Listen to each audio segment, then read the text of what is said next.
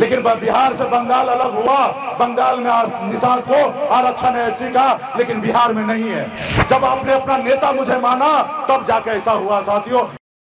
निषादों के आरक्षण पर निकले वीआईपी सुप्रीमो मुकेश सहनी की आज संकल्प यात्रा सुपौल के त्रिवेणीगंज जा पहुंची है। त्रिवेणीगंज में अपार निषादों की भीड़ की वजह से मुकेश सहनी गदगद हो उठे हैं। इन तस्वीरों को देखिए। मुकेश सहनी का स्वागत त्रिवेणीगंज में किस प्रकार किया जा रहा है। मुकेश सहनी इस स्वागत से काफ़ी ज़्यादा खुश दिखे। साथ ही साथ उन्होंने हाथों में गंगा जल देकर संकल्प कराया है कि निषादों के आरक्षण में कोई कमी नहीं होनी चाहिए। निषादों का आरक्षण नहीं तो वोट नहीं, इसका इनका संकल्प जो है पिछले जो संकल्प यात्रा है उससे काफ़ी जुड़ा हुआ है। और आज अपार भीड़ देखकर मुकेश सहनी काफ़ी खुश भी नजर आए। खास बात यह है कि महिलाओं की संख्या काफ़ी ज़्यादा थी। पुरुषों की संख्या की अपेक्षा महिलाओं की भीड़ देखकर मुकेश सहनी ने जो अपनी यात्रा थी उस यात्रा में बल दिया। कहा कि अब निषादों को जो आरक्षण मिलना है वो इसी प्रकार मिलकर रहेगी। आइए सुनाते हैं आपको क्या कुछ कहते नजर आ रहे हैं मुकेश सहनी। लोग कहते हैं अपने दिल से जानो पराये दिल का हाल। गरीब का बेटा ही गरीब का दुख समझ सकता है, बड़े लोग कभी गरीब का दुख नहीं समझेगा। इसलिए साथियों एकजुट होइए, एक साथ आइए, अपना जो वोट बैंक का ताकत है उसको सही से इस्तेमाल कीजिए। पिछले 9-10 साल से हमने संघर्ष कर रहे, लड़ाई लड़ रहे हैं। इससे पहले इस निषाद समाज को कौन जानता था? कोई जानता नहीं था, कोई पहचानता नहीं था। आज बिहार इन्हें पूरा देश जानने पहचानने लगा है। ये संघर्ष की बदौलत हुआ है। आपने देखा 2020 में हिंदुस्तान में पहली बार बिहार में एक निषाद मल्ला का बेटा ने 4 विधायक बनाया। अपने दम पर बिहार में मंत्री बने। सरकार का चाबी मेरे पास था, हम चाहते तो तेजस्वी प्रसाद को भी मुख्यमंत्री बना सकते थे। ये ताकत हमारे पास था। हमने नीतीश कुमार जी को बिहार का मुख्यमंत्री बनाए। बिहार में ऐसा लगता था कि मल्ला का मतलब सिर्फ मछली मारना होता है, लेकिन हमने परिवर्तन करके दिखा दिया कि मल्ला का मतलब सिर्फ मछली मारना नहीं होता। हमारे पास वोट है, हम नेतृत्व भी कर सकते हैं और मैंने करके दिखा दिया। कल तक हमारे लोग एक टिकट मांगने के लिए अपनी पूरी जिंदगी बिता देता था, उम्र बिता देता था, एक टिकट नसीब नहीं होता था। आज बिहार में निषाद का बेटा टिकट नहीं मांग रहा, टिकट बांट रहा है। ये हमारी पहचान है। और ये कैसे हुआ? ये कैसे हुआ? जब हम बंबई से बिहार आए तब हुआ। जब आपने हमें अपना भाई, जब आपने अपना बेटा, जब आपने अपना नेता मुझे माना तब जाके ऐसा हुआ साथियों, तब जाके ऐसा हुआ। अगर आप हमें अपना नेता नहीं मानते तो क्या लालू प्रसाद जी हमारे सामने झुकते हैं? 3 गो लोकसभा सीट देता? नहीं देता। अगर आप हमारे साथ नहीं होते तो क्या एनडीए वाला 11 सीट देता? नहीं देता। आप हमारे साथ थे, इसलिए वो जो उनको पता चल गया कि बिहार का निषाद का नेता एक ही व्यक्ति है, वो सन ऑफ मल्ला है। इसके साथ दोस्ती करोगे तो नैया पार लगेगा, अगर दोस्ती नहीं करोगे तो बीच में डूब जाओगे। जो कल तक एक टिकट नहीं देता था वो आपको हिस्सेदार, आपको पार्टनर बनाया।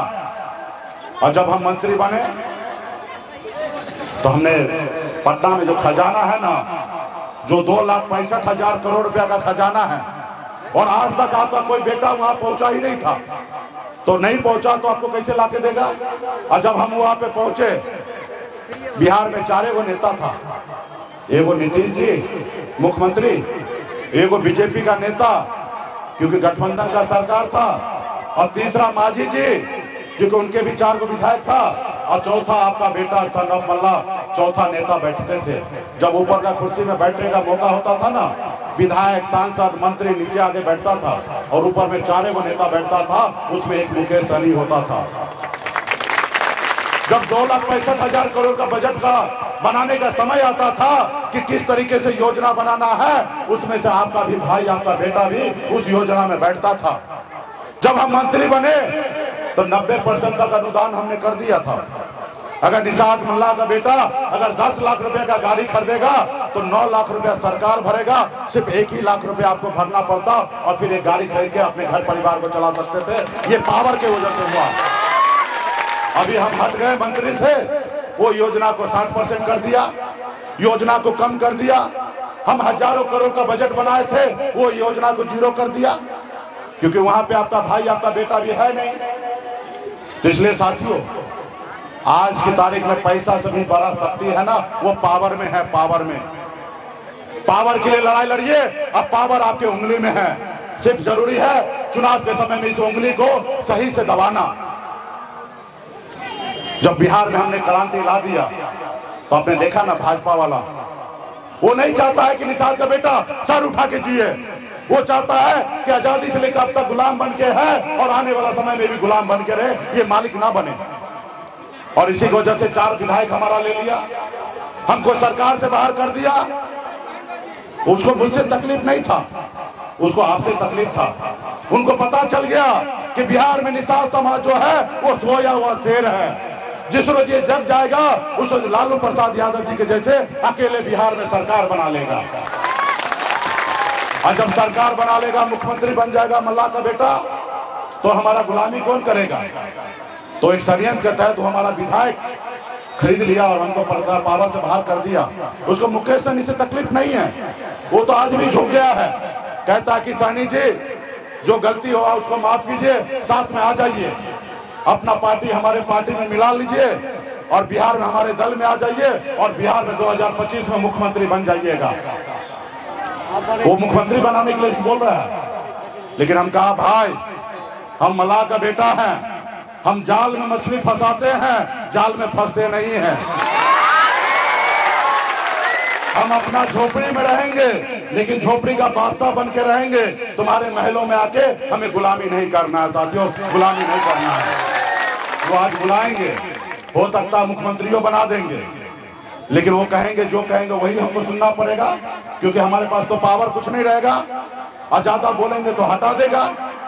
तो इधर जात भी गया, इधर भात भी गया। तो भात जाए तो जाए, जात नहीं जाना चाहिए साथियों, जात नहीं जाना चाहिए। आज यूपी, बिहार, झारखंड में आज हम लड़ाई लड़ रहे हैं। एक एक माता, बहन, नौजवान साथी हाथ में गंगा जल लेके संकल्प कर रहा ना, तो देश का प्रधानमंत्री घबराने लगा, डरने लगा है कि मुकेश सहनी क्या करेगा। ये लगता हमारा कुर्सी छीन के रहेगा। आज डरने लगा, परेशान होने लगा है। तो ये हमारी उपलब्धि है साथियों। आज आपने देखा माननीय मुख्यमंत्री जी एक हफ्ता पहले जातिगत जनगणना कराए। उस जातिगत जनगणना में साबित हुआ कि बिहार में सबसे ज्यादा, अगर पिछड़ी जाति में अगर सबसे बड़ा संख्या है तो 1 नंबर में यादव जी है 14%, और दूसरा नंबर पे कोई जात है तो साबित हो गया कि निषाद समाज है जो 10% है।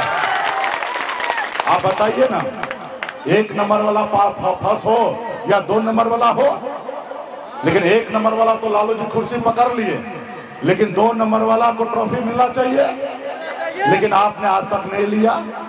और 3 नंबर, 4 नंबर, 10 नंबर, 20 नंबर पे जो है वो बिहार का मुख्यमंत्री बन गया और आप हवे में है। जब आप मैच होता है, जब मैच खेला जाता है तो जो जीता उसको ट्रॉफी दिया जाता है, और जो सेकंड होता है उसको भी ट्रॉफी दिया जाता है। लेकिन आप बिहार के सेकंड हैं, लेकिन आपको आज तक ट्रॉफी नहीं मिला, क्योंकि आप अपने वोट को नहीं समझ पाए, अपनी ताकत को नहीं समझ पाए, जिसका कारण है कि आज आप इतना लाचार मजबूर हैं। भाई इसके लिए कौन जिम्मेदार है? आज हम जो आरक्षण मांग रहे हैं, इसके लिए जवाबदेही किसका? जो काम 70 साल 75 साल पहले होना था, उसके लिए आज हम लड़ रहे हैं। आप बताइए ना, बिहार, बंगाल, उड़ीसा, झारखंड पहले एक ही राज्य हुआ करता था, लेकिन बिहार से बंगाल अलग हुआ। बंगाल में निषाद को आरक्षण है एससी का, लेकिन बिहार में नहीं है। ये हम कोई भीख नहीं मांग रहे, ये मेरा अधिकार है, लेकिन आप अपने अधिकार को नहीं ले पाए। आज मैं यूपी, बिहार, झारखंड जाता हूँ, 137 जिला घूमता हूँ, और 137 जिला में एक भी निषाद का बेटा कलेक्टर नहीं है। आज अगर हमें आरक्षण मिल गया होता तो आज निषाद का बेटा कलेक्टर होता, एसपी होता, एसडीओ होता, बीडीओ होता, सीओ होता, डॉक्टर होता। लेकिन आरक्षण नहीं मिलने के कारण आज आपके बच्चे सिर्फ मछली मारने के लिए मजबूर है, दूसरे के खेत में काम करने के लिए मजबूर है। अपने घर परिवार छोड़कर दूसरे प्रदेश में जाने के लिए मजबूर है। उसके लिए कौन लड़ेगा? आप ही को लड़ना पड़ेगा। अभी 4 महीने के बाद ठंड आएगा, 3 महीने के बाद दिसंबर जनवरी का महीना होता है, बहुत ठंड होता है बिहार में। लोग अपने घर से नहीं निकलते हैं क्योंकि ठंड लग जाएगा। लोग अपने कंबल से बाहर नहीं निकलते हैं, लोग अपने रजाई से बाहर नहीं निकलते हैं। लेकिन उसी जगह आपका बेटा, आपका भाई, आपका पति घर से बाहर निकलता है, मछली मारने के लिए तालाब में उतरता है, पानी में, फिर मछली मारता है ऐसे ठंड में, फिर वो बाजार में बेचता है, तब उसके घर पे चूल्हा जलता है। आप बताइए ना, कितने मजबूर है आपका बच्चा? क्या उसका अधिकार नहीं है? जैसे दूसरे लोग अच्छी जिंदगी जी रहा है, वैसे आपके बच्चे को अधिकार नहीं है अच्छा जीने के लिए? तो इसके लिए कौन लड़ेगा? आज आप देखते होंगे, आप बच्चे को जिंदगी जन्म तो देते हैं। जब बच्चा जन्म लेता है निषाद कुल में, बचपन से लेकर बुढ़ापा तक वो गरीबी के जंजीरों में बंधा हुआ रहता है, कुछ नहीं कर पाता है। आज बिहार में निषाद ऐसा होगा, कम से कम 95% निषाद ऐसा होगा जो प्लेन पे बैठा नहीं होगा।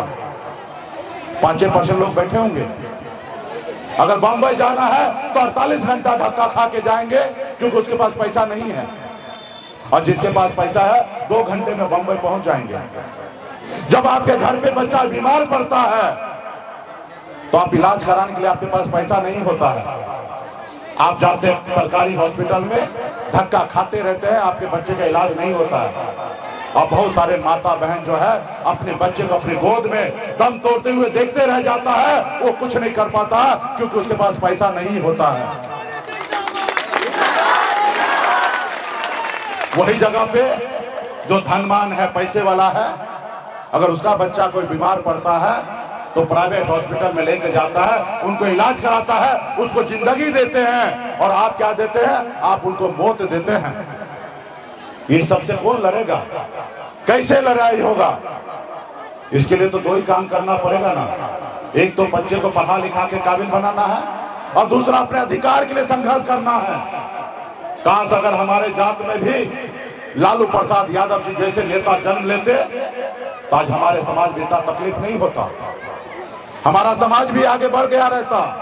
आज निषाद को आरक्षण मिल गया होता, और निषाद को आरक्षण मिल गया होता तो आज निषाद का बेटा भी कलेक्टर होता, पढ़ लिख कर आगे बढ़ा हुआ रहता। तो बाबू साथियों, माता बहन, नौजवान साथी, समय आ चुका है। आप अपने हक अधिकार के लिए, आजादी के लिए लड़ाई लड़ना पड़ेगा। आज आपके पूर्वज ने शहीद हुआ तब देश आजाद हुआ। ये लड़ाई लड़ने के टाइम में अंग्रेज से कौन था? हमारे पूर्वज था, जिसको अमर शहीद जुब्बा सैनी के नाम से जानते हैं। ये लोग हमारे पूर्वज था। इस देश को आजादी इसलिए नहीं दिलाए कि हम गुलाम बन के रहे। उनका संकल्प यही था कि हमारे आने वाला पीढ़ी जो है वो सर उठा के जिए। इसके लिए लड़ना पड़ेगा। और आप कहेंगे कि हम गरीब है, लाचार है, हम क्या कर सकते हैं? आप बहुत कुछ कर सकते हैं साथियों। हमने 4 नेता का नाम लिया, ये भी गरीब थे, लेकिन इन्होंने अपनी बदलाव लाया ना, अपना समाज का बदलाव लाया, अपना सर ऊंचा किया। मुझे देखिए, मैं भी गरीब के घर में जन्म लिया, कोई अंबानी या टाटा के घर में जन्म नहीं लिया। जहां पिताजी मछली मारते थे वहीं पे मेरा जन्म हुआ। दादाजी मछली मारते थे, पिताजी मछली मारते थे, ऐसे घर परिवार में जन्म हुआ। हर तरह से गरीबी के जिंजीरों में बंधे हुए थे। लेकिन मैंने क्या किया?